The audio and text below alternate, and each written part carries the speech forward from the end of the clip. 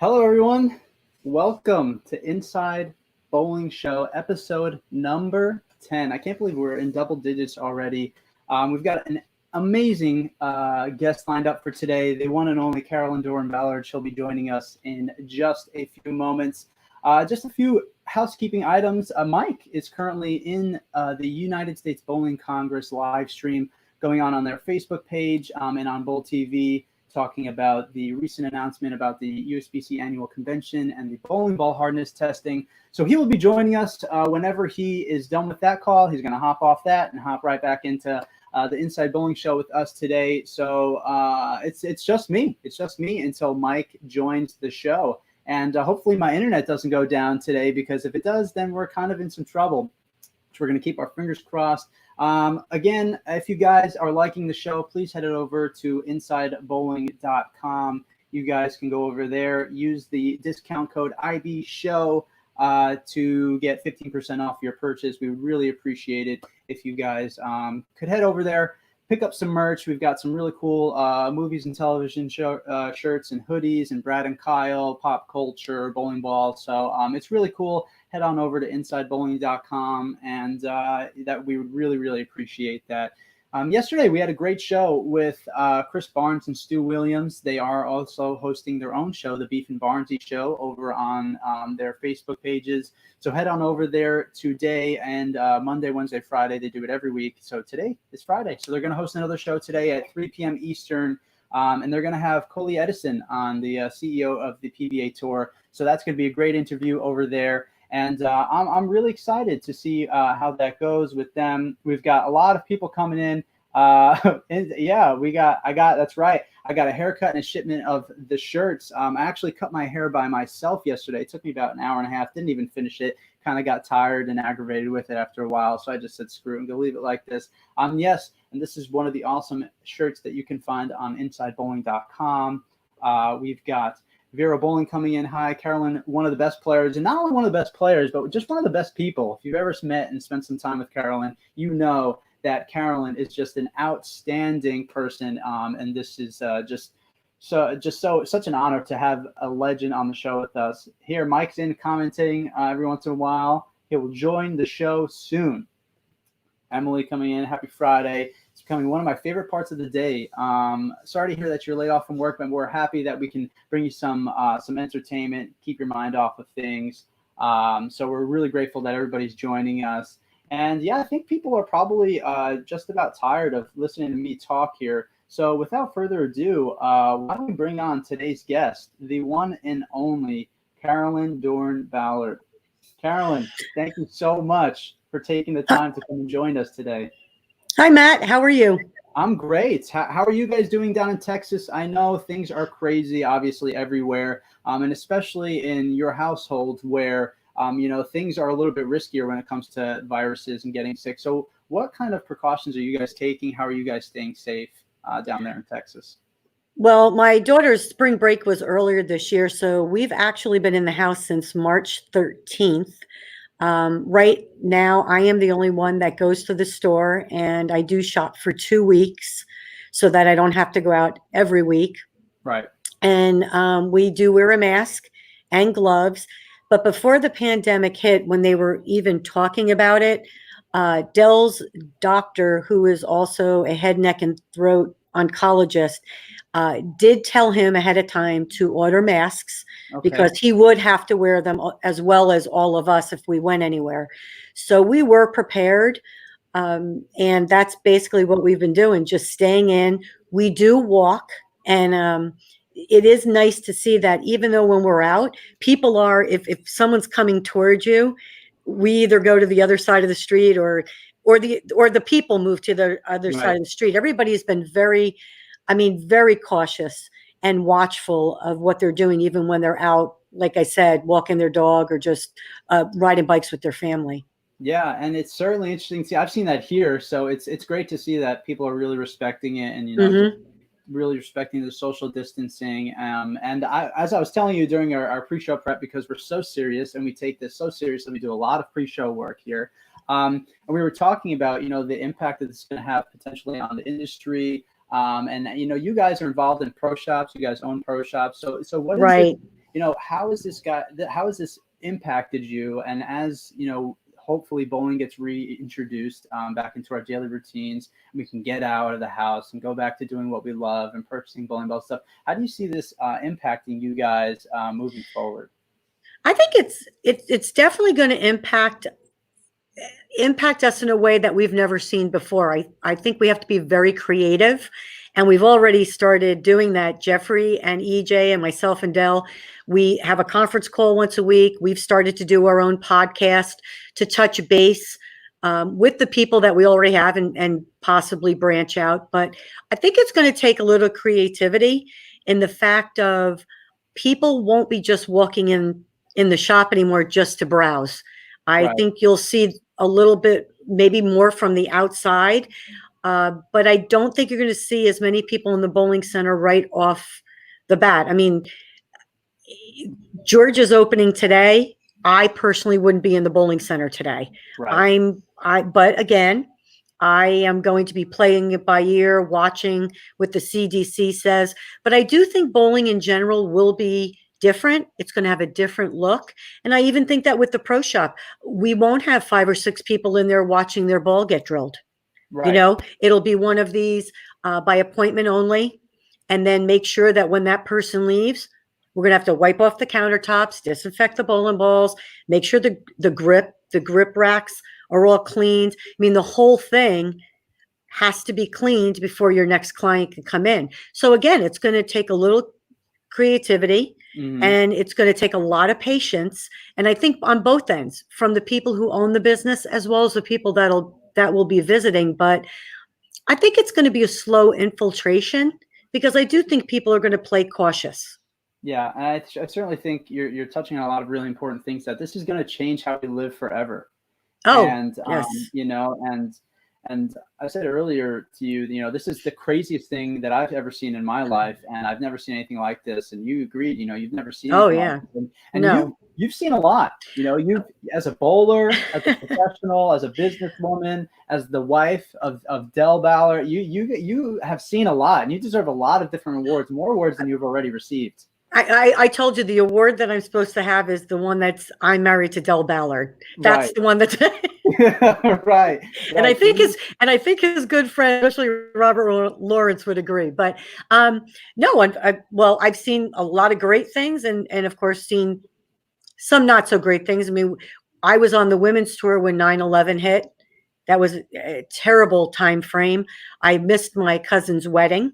Due to 9/11, you couldn't fly anywhere. You couldn't drive anywhere. I mean, we were stuck in Florida for an extra week because of that. And I don't want to say one was worse than the other. They're different, and they're different time periods. So they're both devastating, and for their own reasons. But I do think the bowling community, if I've learned one thing in all of my years of bowling, the bowling community is probably one of the toughest, and I would pit that against any sport. And the bowling community does support their own.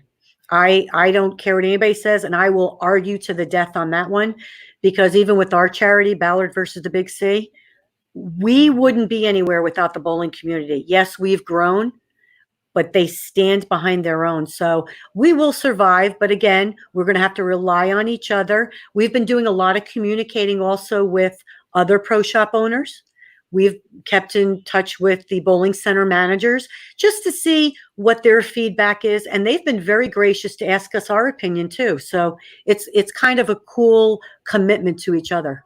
Absolutely. Yeah. The bowling industry is notoriously so strong. And I think one of the unfortunate things about the bowling industry is that over time, over the past decade or two, we have struggled as a sport to get the recognition we deserve, to be able to have a really big platform that our players deserve to play on, and earn the amount of money that they deserve to earn. And I think it's interesting. One of the interesting that comes out of that is that because we've had to fight and battle for the things that we have now as an industry and as a sport, we come together and we are so strong, and we are a very tight-knit community.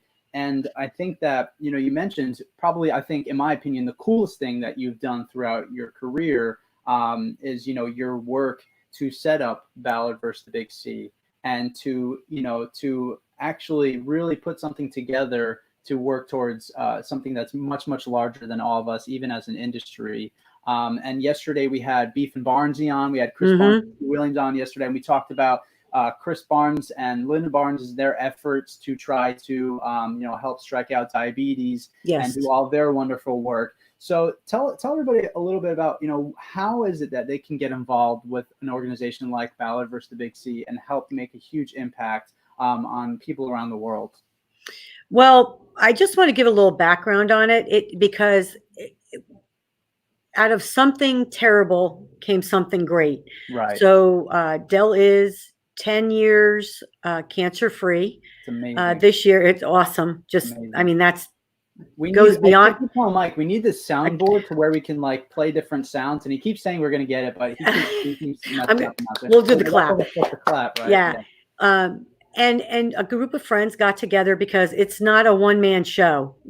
Ballard versus Big C is successful because of the team that's in place. And we got together, a group of friends, Tina and Terry Taylor, David and Vicky Smith. I mean, there was a whole group of people. And sat around one night and said, you know what, we can do something great with bowling. And really, I didn't think it would grow that big. I said, you know what, if we raise a little money and help some people. I had no idea it was going to go nationwide and everybody would just want to be a part of this.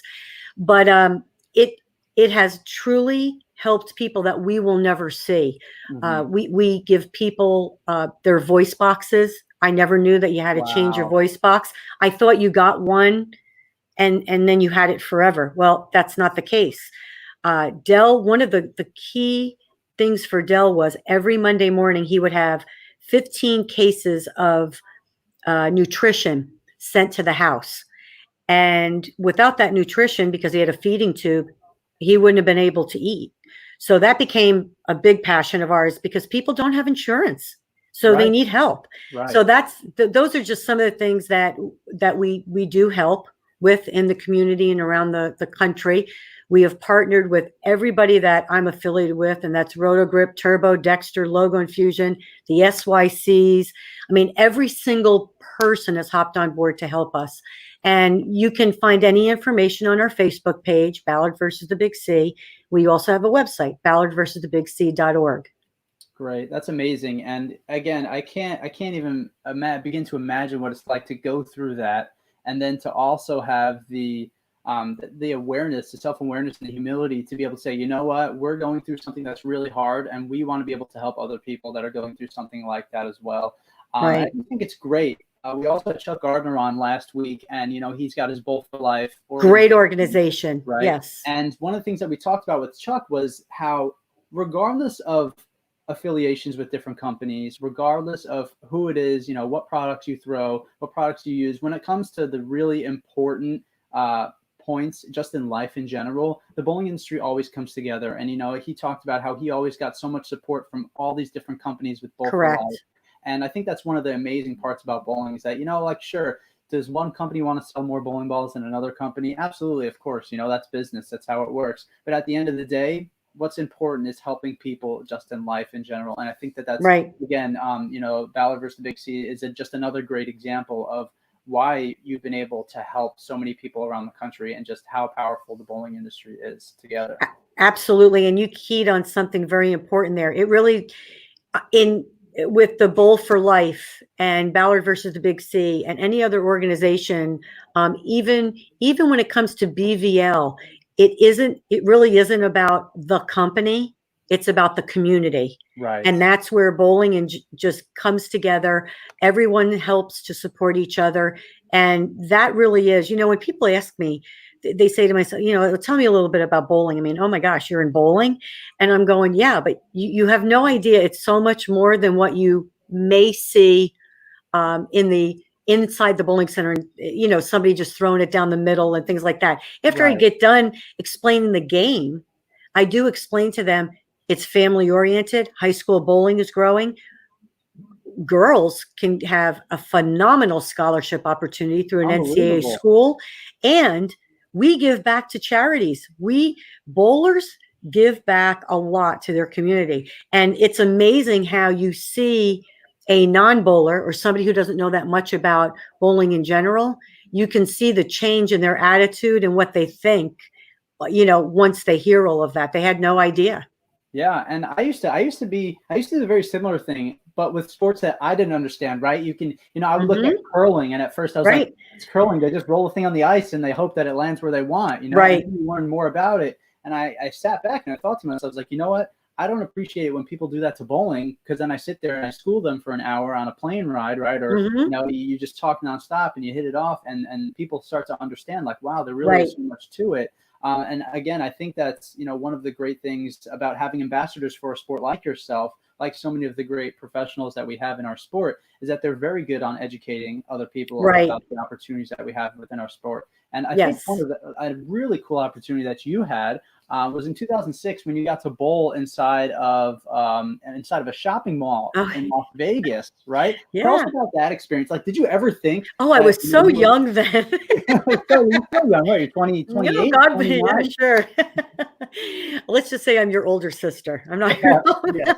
Yes. It was a very cool experience. There was, I think, 16 of us that were invited to come to the shopping mall experience just to do something different for bowling. And again, get it recognized by people just walking around the mall who may never have walked inside a bowling center, seeing these women bowling. We had our hair done, the makeup. We made sure the outfits were a little bit different than what you normally see that we would wear on a TV show. And I do think it brought some notoriety. It was unfortunate that there was only 16, but it did bring some notoriety, and it was a lot of fun, and it was different. And I do think bowling tends to get a little more leverage when things are different. People tend to talk about it longer. So I think it brought some nice notoriety, and I wouldn't mind seeing that again. It was really a great experience.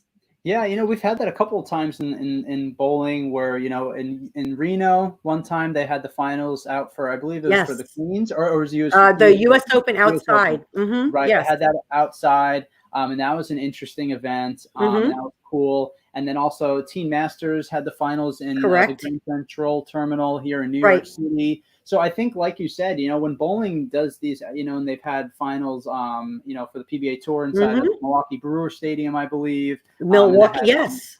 Yep. And they also had it in Dallas one time in the Dallas Cowboys Stadium. So I think when bowling thinks outside the box, it's amazing, right? I think that's one of the things that we have to continue to do. And one of the ways that we can really progress as a sport and as an industry is to continue thinking outside of the box. And to continue generating new ideas. And one of those new ideas that's come to fruition over the course of the past couple of years is the PWBA Tour. And how amazing, being obviously one of the best ever to lace up your shoes when it comes to women's bowling. What has it been like to see the PWBA Tour come back and watch it progress over the past couple of years? And what, were you planning on bowling the PWBA Tour full time this year? What has all that been like? It's fantastic. I was thrilled when the tour came back. I had said I would support it for as long as I could anyway, totally in a different place in my career. But probably one of my downfalls is I'm still probably too competitive. Like I still beat myself up like I did when, I was bowling 25 years ago. So that's kind of unrealistic. So I needed to kind of get a little bit of a reality check. But I will definitely support it. And I planned on bowling about 5 events this year, definitely the majors. But I was thrilled when it came back. And it's ironic that I was just talking to Kelly Kulick last week, and she's a great example of, she was just getting into her own when the first tour folded. Right. And now here she is on the second tour, and this pandemic hits within the 6th year, and they may not have a year. I'm thinking positive. Do I think they may have some events? Yes. Will it be changed? Sure. But again, it's almost like we're reliving it again, but it's going to be a little different because we know in 2021 it will be back stronger than ever. But I will always support it for as long as I can. I mean, I think I'll always support it, meaning I'll always donate money or join membership because it's just who I am and I believe in it so much. And I will bowl some events as long as I stay competitive, which I still enjoy practicing, which is crazy. But I do. I don't understand it. My husband doesn't understand it. He goes, "You really want to go to the bowl today?" And I go, "I can't help it. It's always been my mindset that if I wanted to be good at something, I just had to work at it." But I've always, even when I played a musical instrument, even when I played tennis, I've always been a worker bee. So it's okay. Yeah, I think there's worse habits to pick up than to be a hard worker. So probably. And you know, it's funny. It does serve you better. This is not against anybody who doesn't work at it. I didn't mean this, but I do think it serves you well in other areas of your life. If you're already structured with knowing, ooh, I don't really understand this, it's okay to research it and spend time learning it because you already do that in so many other aspects. And that was one when I was on the USPC board. I was on the legal and legislative committee. I knew nothing about it. And the book was, I mean, you're talking so just ridiculous. Yeah. And conference calls every week. And I really researched, past history and where were we and why are we here and why does this happen? And what I found was I became pretty good at it by the time I left. I was like, oh my God. So now when I'm out in the field and people actually ask me a question, I can give them an answer instead of saying, well, you better go to bowl.com or call so-and-so. I actually feel like I have some information to give. And that's where I think it serves a purpose as you move in other areas of your life. Yeah, I totally agree. It's funny you say that because today I was like, you know what, I've been watching these documentaries lately about like the UFC and CrossFit training and competitions. And I thought to myself, I was like, you know, that stuff seems really interesting to me. I wonder if I got into it, would I ever be competitive? And I was thinking to myself, you know, I really think that knowing what I've learned from bowling mentally and physically and how really much you have to train and prepare for those types of things, it would certainly help me in that area of my life. Not saying I would ever be a professional fighter or CrossFit trainer, right? But I think that it would certainly give me a leg up in that aspect of things. So I totally agree with what you said. Do you know, yesterday I listened to the podcast, and I apologize that I don't remember her name, but I listened to the podcast that Storm had with the Olympic swimmer. Mm-hmm. And we made our daughter listen to it just to what it's all about. Like, we're not crazy when we tell you some of this stuff. Right. And not just mom and dad. No, but I got to tell you, it was amazing to listen to her say some of the things that I've heard through Dr. Dean or from a bowling coach or about your work or your, how you peak and how you should train. When we got done, I looked at Dylan and said, you would think she was a bowler.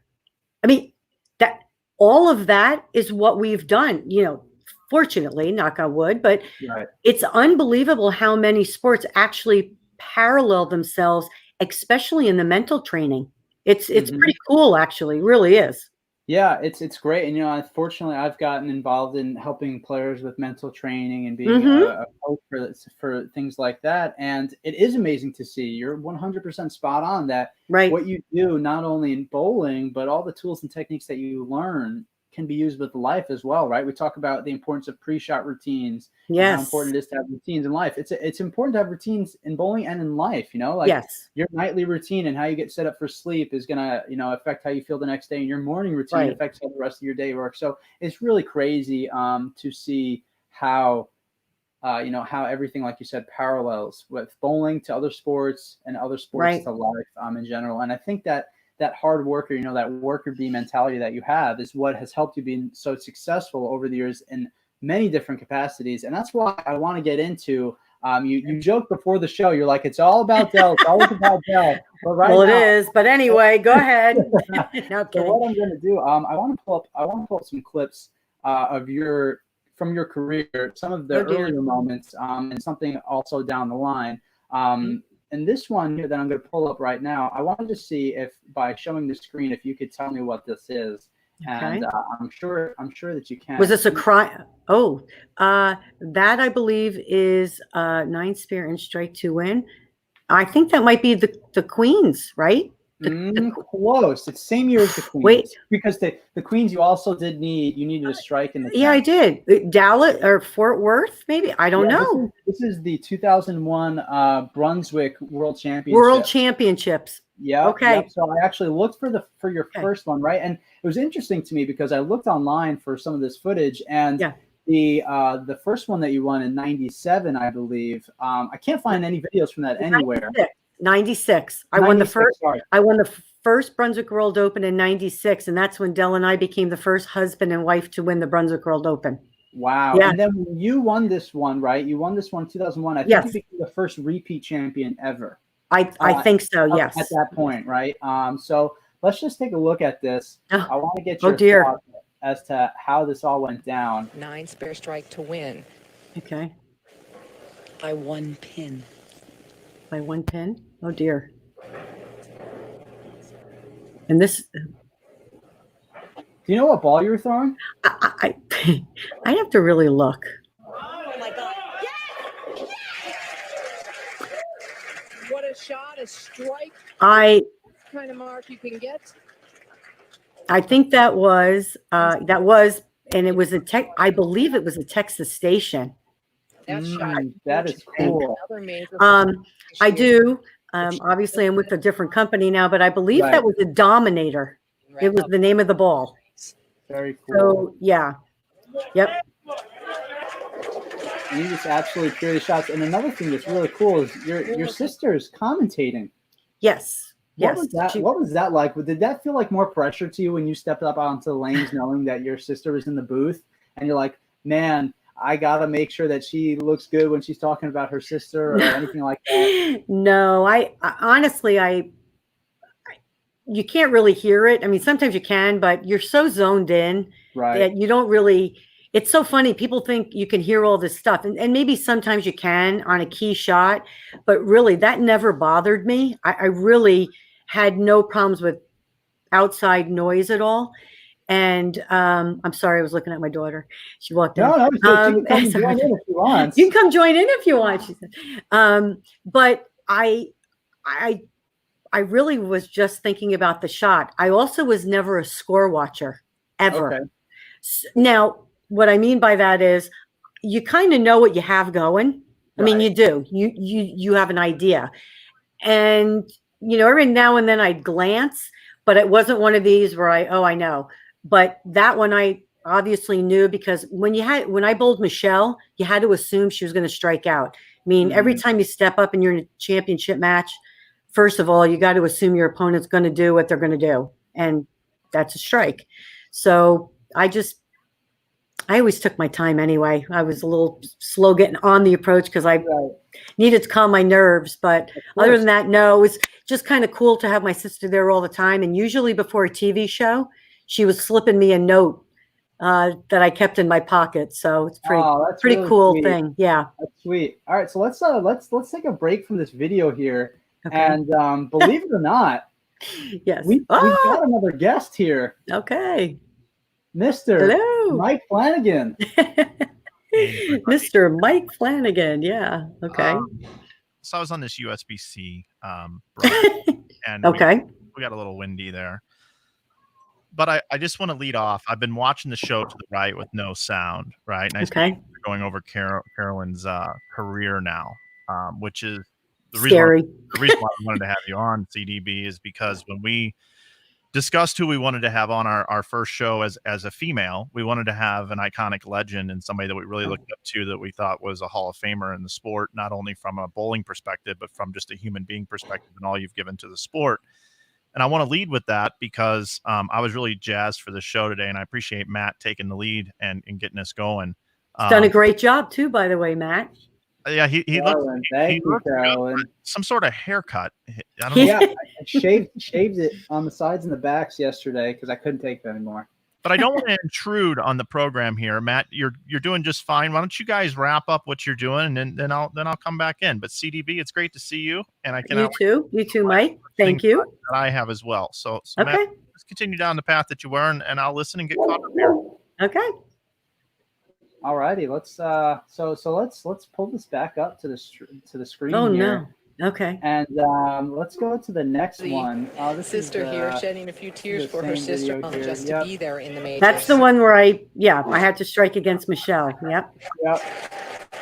And that's after you tripled in the 10th. And this was an iconic year for you. Before we start the next one, 2001 was a career year for you. You won 7 titles. You broke 8 PWBA Tour records. You earned a lot of money on the tour. It was an outstanding. You won 2 majors, 2 of your 3 career majors you won, right, in that year. And just an incredible year. And to continue on with that, I'm going to pull up your third major, the second major that you won that year. It'll start one of these times or not. Okay. I don't know where it is here. First strike here in the 10th, or we go to This is the Queens. Yes. Now do you see a comparison as to what I am wearing? Are you wearing the same thing? I am not wearing the same thing, but I always wore red. It's my favorite color. A little Tiger Woods red on Sunday type action. It is. You were the OG with this. Tiger took it from you. I think so. I think so too. So you need a strike to win here. Beautiful shot. And she gets it. Oh, and she's tight again, and the 7 goes down this time. The pin that gave her so much trouble early on in the match. Still a big shot. Needs to stay in the pocket.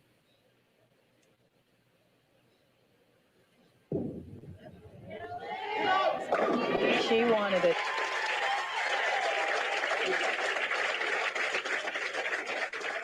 Husband Del Ballard, big breath of relief. Sister Kathy Dorin-Lizzie crying next to me. Carolyn Dorin-Ballard is the 2001 Queens champion. Stay with us for her crown, and you won't want to miss it. That's a cool moment. And I know you talked a little bit earlier about, you and Kelly talked, and how when she was first really getting into it, she was, that's when the tour went away, and now she's coming back and she's dealing with this as well. So was that kind of like when she was first coming on the scene, was around that time? Yes, actually that was. I believe 2001 could have been her first year, or 2000. I don't remember, but it's one of those 2 years. And she made the Queen show. And I won that one. And then later on in the year, I led the US Open and she beat me. I think it was 2001 or 2003. I don't know. But either way, we met again for a major, and we always talk about that. So I think it's kind of cool that you won her first title against me, even though I lost. But and we've remained very good friends. So, but that was, that kind of set. That was our first tournament of the year of that season, which was odd in itself because we never started with the major. Never. Why we did that year, I don't know. But we started with that, and it kind of started the year off. I mean, obviously, you start off with the major win, and it just wound up being a good year. On the lanes. That's very cool. Now, this last clip, I thought I had. Oh my gosh! That little video. But what I want to do here is, I don't know where that went. Let's just pull it down and add it here. This was the 20 World Championship. Yes. And you guys in this gold medal match put on an absolute performance. Yes. There's one shot of yours that I absolutely love. Here's standing on this lane. Scary thing. Yeah, this shot that you throw, I'm going to find it here in just a second. It's right after Shannon talks. Okay. This shot that you throw, and you go just absolute bananas on them. I did. And you guys threw 15 strikes in a row, starting in like the 7th or the 8th frame. You guys threw 15 in a row as a 5-person team. Yes. What is that like? Like, you guys just feed off of each other's energy at that point, and you're just kind of like you're not even thinking about anything. I think that's exactly what it was. We knew we had a great team that was not only strong, being able to do what you needed to do, but it was mentally, physically, we believed in each other. We had great team chemistry. And I kind of want to say, after the first 3 or 4 frames, and we're looking up there, I mean, we're all looking at each other and going, what, I've got to watch my mouth. What the heck is going on here? I mean, this is like so not where we want to be. And I want to say, it was almost like the piss factor, like what the, let's dig. I mean, we have got to dig because these girls are going to strike. They're good. They're prepared, and they want it as bad as we did. And I really think the team chemistry of, the momentum of just the excitement and the intensity of it all, yes, helps you to bring you to the next level and perform and come through. So, which is why I love bowling leadoff. I always have. I know everybody wants to bowl anchor, and I've done that before. I really like bowling leadoff because I always felt I was a pretty good read on the lanes. But the leadoff bowler is the one that starts the momentum. You're the cheerleader. You're the one that sets the tone. And if you're coming off the lanes and you're all quiet, and you notice that trickles down. Right. And so I think that's a good position for me because of my personality and just intensity. I like being leadoff because I think I can motivate a team. Well, you're a spark plug. You're a spark plug. Some have called me something else, but spark plug is good. The thing that a lot of people know is that Dell is a very fired up individual. Yes. And is very, I don't want to say he's stubborn a bit. And when he believes something one way, that's how it is. And he's shown a lot of emotion in the past on the lanes. And that's why I think you two kind of were magnets for each other in life, because you possess that as well. You mask it pretty well as a professional, but when you get out on the lanes, as Matt showed in that clip, you are a fierce competitor. And I remember back in 2001 when you amassed, so many titles, and when you were player of the year. And that was when I was watching bowling a lot at that time, more of a fan than someone who's involved in the industry, which is a completely different outlook for an individual. Those of you that have worked in the industry for a long time, bowling on TV, it just doesn't quite mean the same because you're around it all the time. You're immune to it, kind of like a drug or something that you take all the time. It doesn't respond to your body as well. And I miss being just a fan of bowling. But 2001 brings me back to when I was. And watching you compete, and it was almost like every week you would just turn on the show, and it's like, well, CDB is going to be on there for sure, and then the other cast of characters would be on right at the exact same time. Walter Ray on the men's side was on almost every week, and the thing that I saw interesting at that point in time is you were the #1 player to beat for that span of time, not for your entire career, but for that span of time, you could not be beaten, and neither could Walter. And you were both attacking the lanes pretty much the same way. You guys were both attacking the lanes with not a lot of power, a lot of rev rate, like we see today. You guys were just repeating your shots. You guys were out there, doing everything exactly the same. And during that year when you were locked in that zone, was there something leading up that you did that took your game to the next level? What was it that made you so successful in 2001?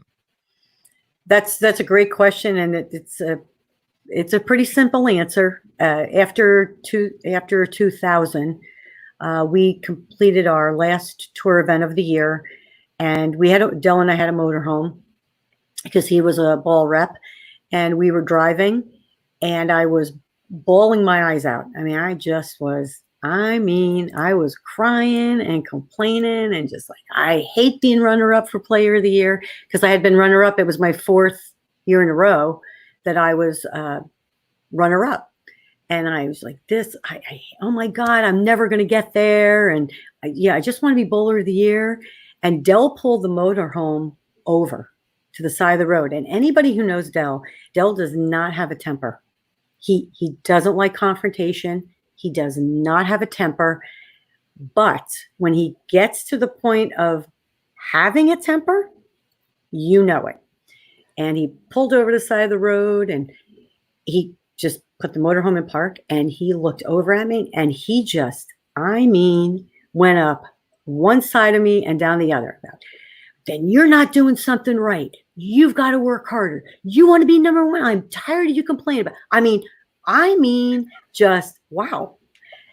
And all I remember was I'm looking, and I was in the passenger seat, so I was looking this way, and I'm just listening. I had nothing to say.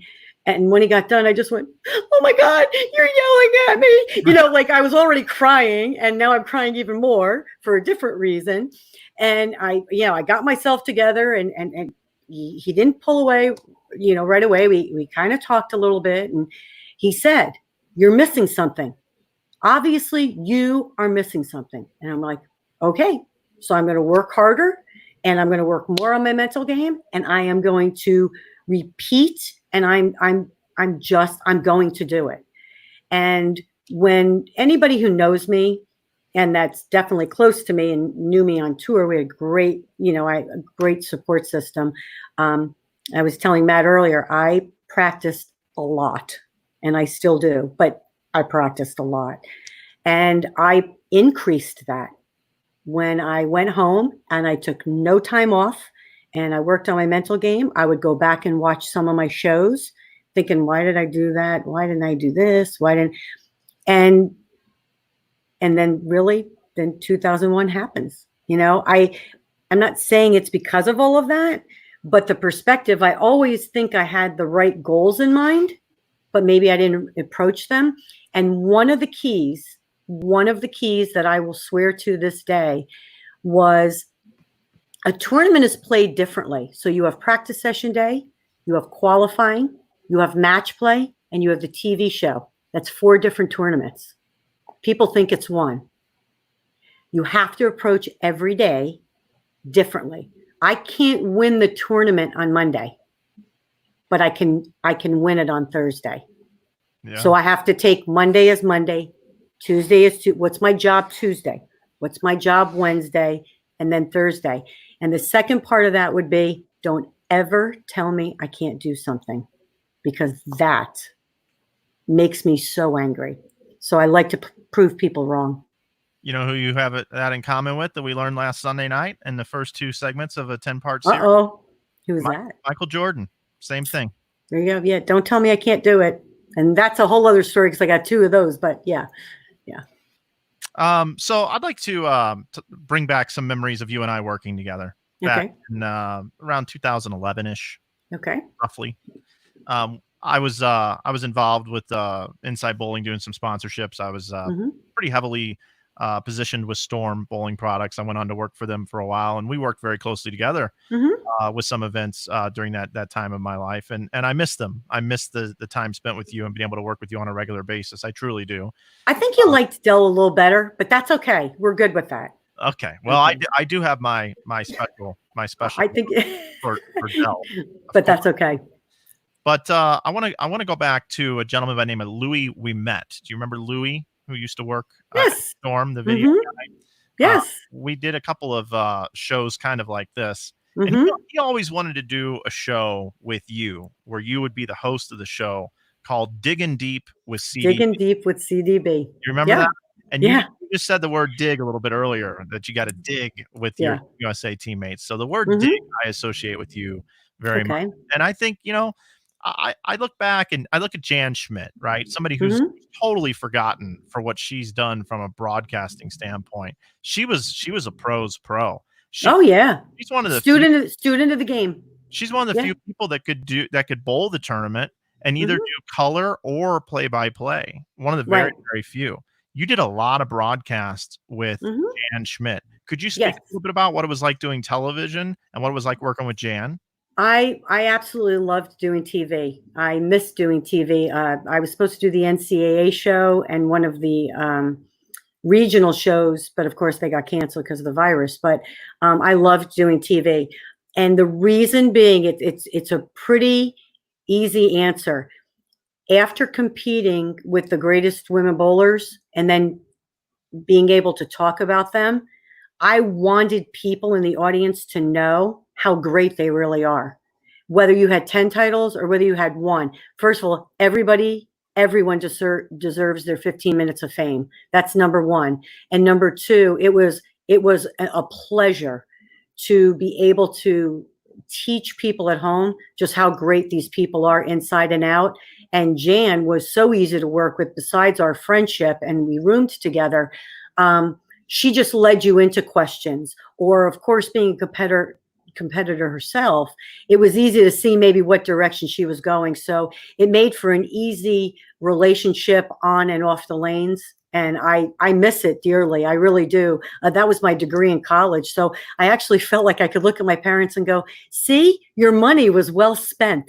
So did your sister have the same degree? She had the same degree. I can't remember if my sister had a minor or not, because I did get my communications degree and I minored in public relations. I love TV commercials. I really do. I watch them. I know people flip through them.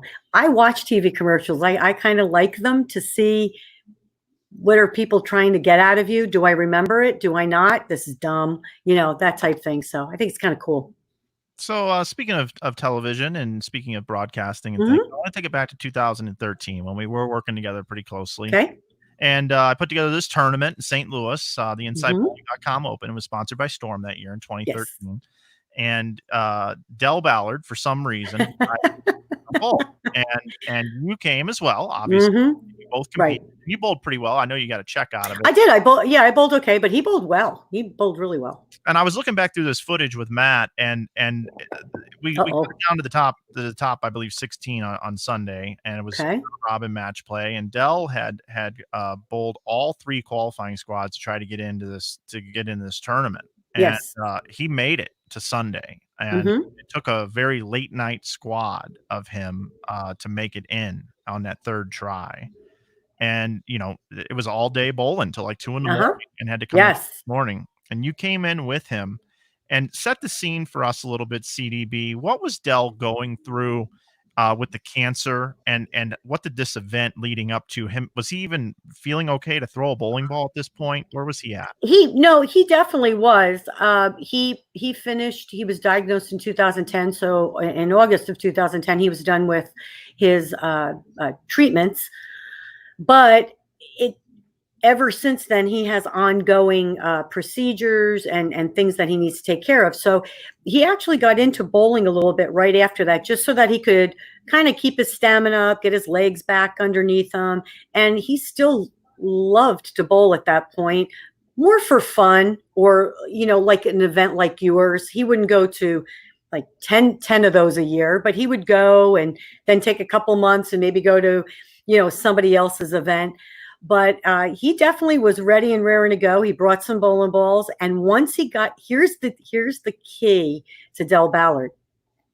Once he got a sniff of actually making the cut and trying, and you could see that competitive edge come out, there was no way he wasn't going to bowl like every squad to make it. That was the key of the whole thing. Is he was there to bowl a couple squads, then he was going to watch me bowl. We were going to hang out.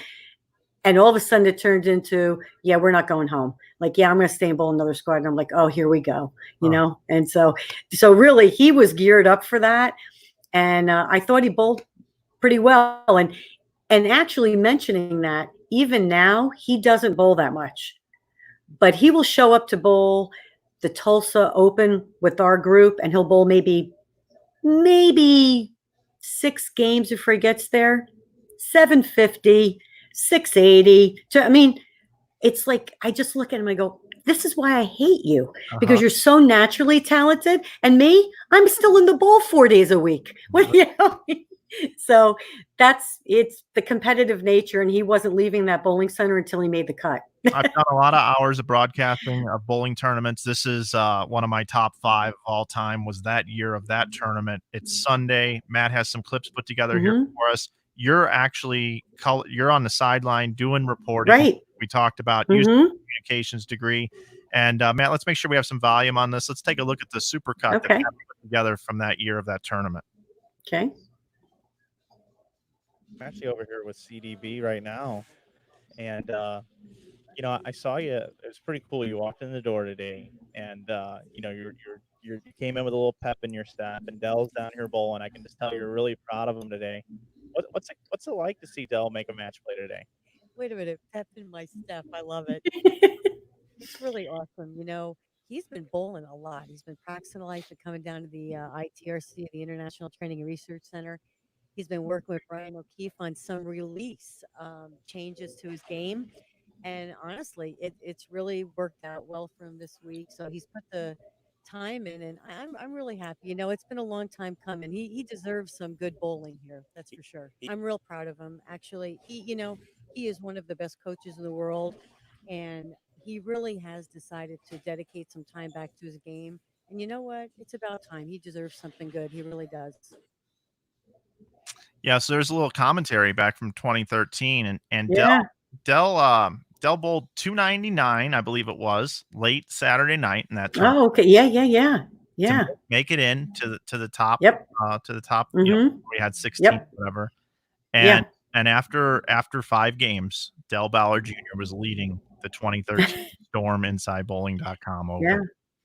I think I have to get him out on the lanes again then. See, every time he comes back to the lanes after a little break, he bowls great. Yeah, it was a memorable experience. And Jeff Carter was in the booth that day, and he said he was even rooting for old Delmas, as he liked to call him, of winning. Old Delmas. Because at that point in time, Dell had just overcome some serious health issues. Right. And I think everybody in that building and watching online was rooting for Dell. And it will be one of the most cherished moments in history of me with Inside Bowling. And I just want to take a trip down memory lane. And oh, thank you, Mike. That's wonderful. He'll appreciate that. He will. Thank you. I did see yesterday that he was doing an NFL draft as well online. Oh, God. So yes. It's good to see him embracing technology. Matt, we got another clip here. Do you want to set this one up for us? What do we have here from that event? Oh yeah, nothing crazy. This is just some other footage of Dell throwing some shots from that tournament from that weekend, and you can see the second shot here how fired up he is. And now that you tell us a story about pulling over in that RV and that motorhome on the side of the road, you can see where it comes from. I can see the fire. I can see it. Yeah. So this is just a couple of his shots.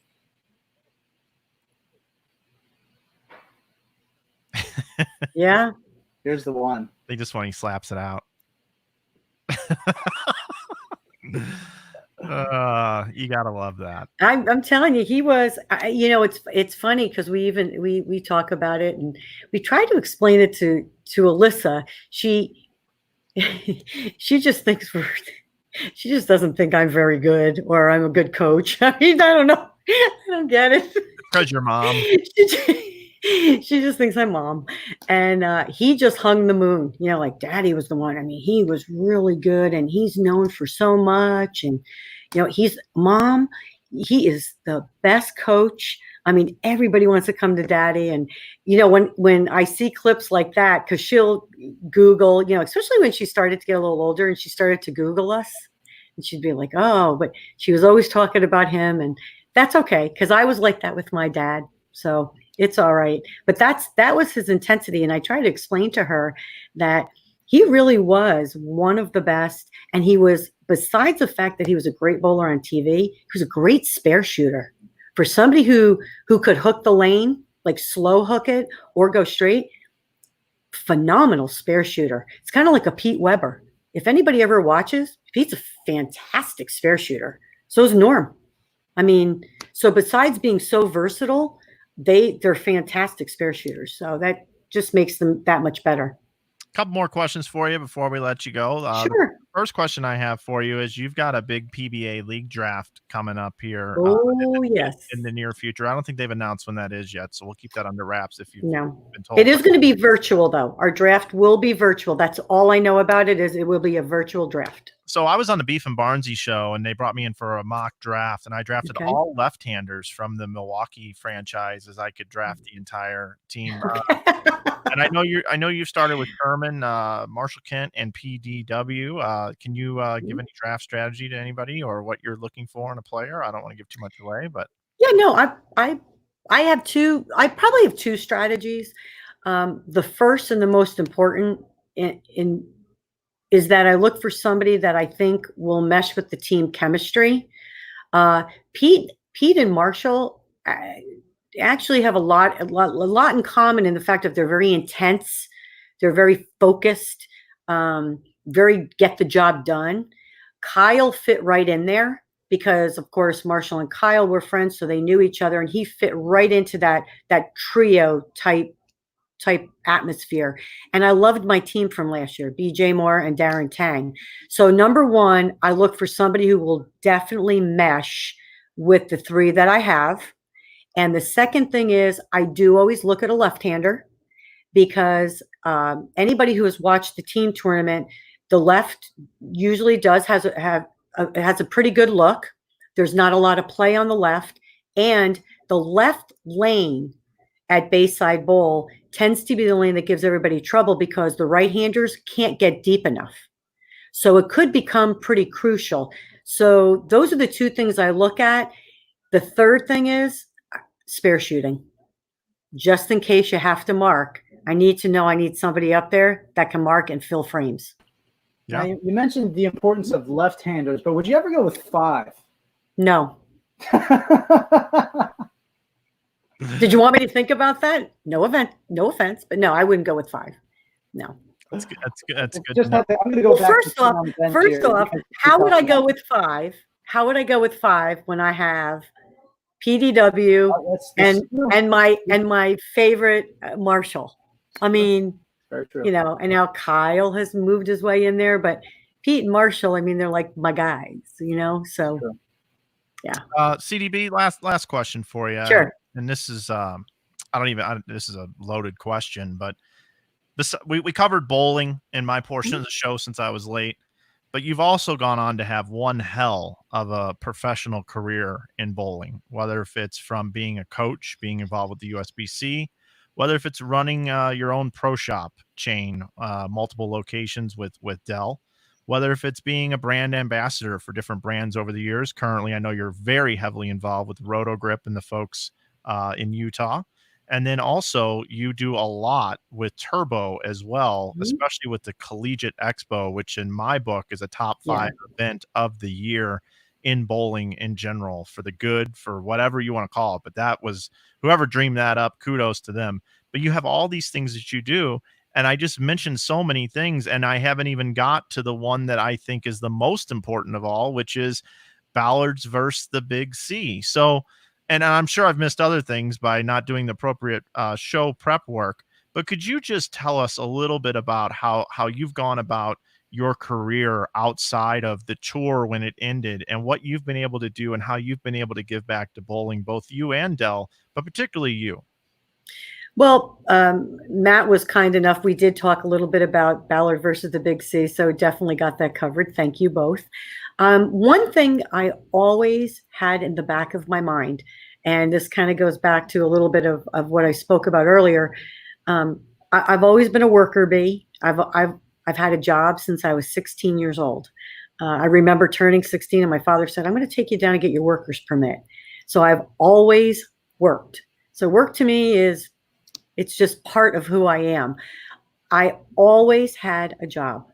So even when I went out on tour, when I first went out, as soon as I came home on the break, when I was still living in New Jersey, I went back to Bennigan's, which is where I worked, and I was a waitress and a bartender.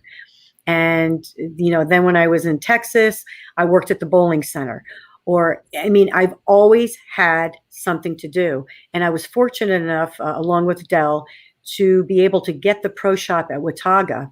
And I remember saying it to Dell, because Dell had owned pro shops prior to even knowing me. He owned the pro shop actually where I went to school at West Texas. He was the owner of the shop.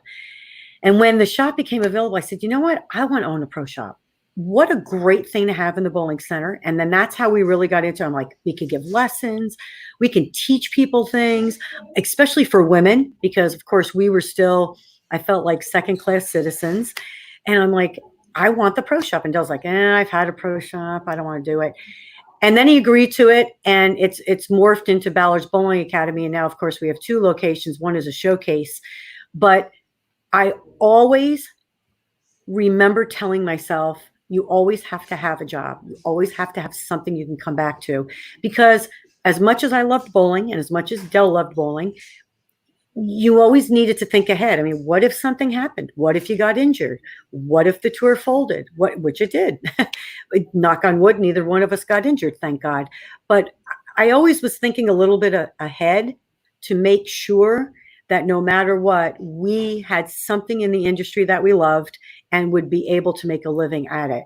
And that's really how our shops came to be. And then, of course, as the tours changed and as our lives changed, we then became more involved with the clinics and things like that and took it to another level. So I've just always, my brain doesn't go anywhere else.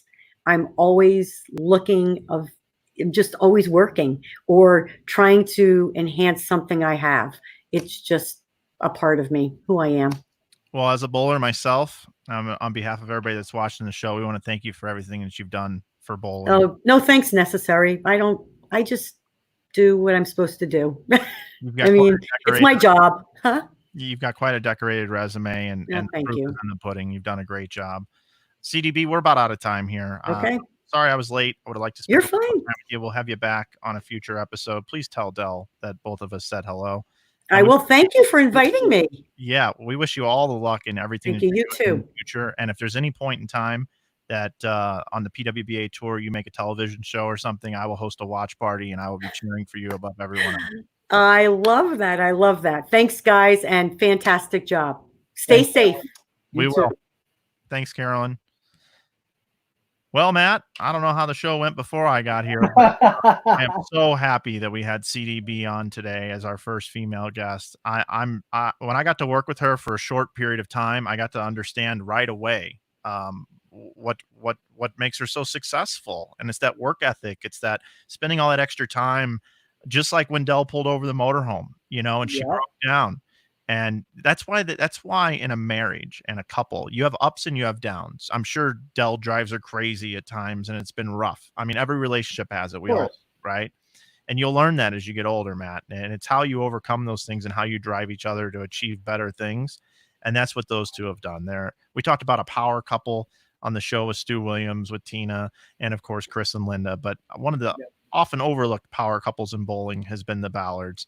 And who doesn't love Dell and Carolyn Ballard? And, they've been pushed around throughout their career too, with different ball companies and stuff. I'm glad that they found a home with Storm Roto /900 Global, I guess you could say as well, because, they were doing a lot of coaching with Brunswick, and we didn't get into that with her, but she was doing a lot of coaching with Brunswick with Dell for a period of years with Richard Shockley and some other folks like that.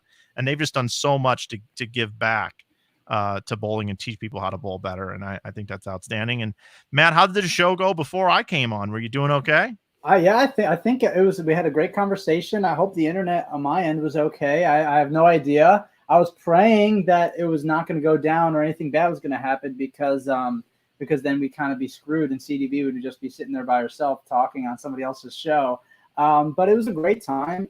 She's a fantastic individual, and I'm grateful to have been able to spend this time with her, and I'm glad to see that they're staying safe and doing well. So it'll be nice once we can all reunite once again on the lanes and in the bowling centers around the country. But first, we just always got to make sure that we're staying safe and staying healthy.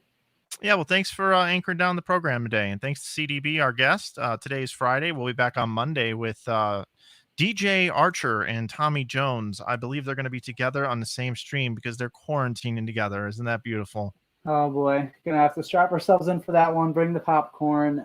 It's gonna be a blast, I'm sure. So yes, tune in Monday. And we appreciate everybody tuning in today. Make sure you guys go on over to Chris Barnes and Stu Williams' pages on Facebook as they start streaming the Beef and Barnesy show. They have Coley Edison on today, CEO of the PWBA Tour. So make sure you guys go head on over, watch their live stream as well. And we will see you all on Monday. Yeah, tune in over there. And special thanks to the USBC for having me on today's program that made me late for this one. And voice Chad Murphy and all you folks over at USBC. Let's bring up the ending graphic here. Matt, thanks, everybody. We will see you on Monday. Have a good weekend.